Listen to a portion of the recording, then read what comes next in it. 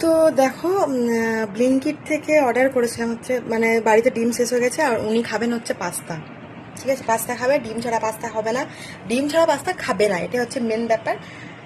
তো ব্যাপারটা হচ্ছে, তো শুরু হলো ডিম থেকে অর্ডার করা। তো ডিম থেকে শুরু করে তারপর মনে পড়ে গেল লঙ্কা শেষ হয়ে গেছে বাড়িতে, তারপর পেঁয়াজ, তারপরে উনি অর্ডার দিয়েছেন একটা ডায়েট কোক। ঠিক আছে, এগুলো সব হচ্ছে অর্ডার দিয়েছে।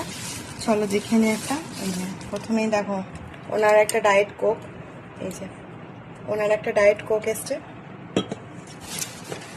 তারপরে হচ্ছে নিচেতে নামাই বাবু, লাইটটা জ্বালতো,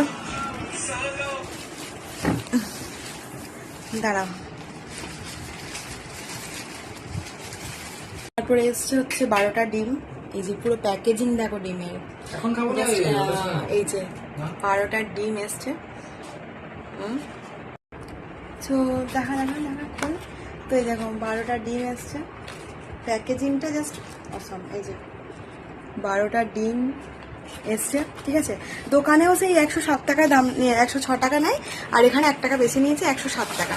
আর এই যে এসছে লঙ্কা, লঙ্কাগুলো বেশ ফ্রেশ হয়, লঙ্কাগুলো দেখায়, লঙ্কাটাও জাস্ট ফ্রেশ হয়েছে, খুব সুন্দর আছে লঙ্কাগুলো, কিন্তু 1-2টোর মধ্যে ফেটে ফুটে গেছে।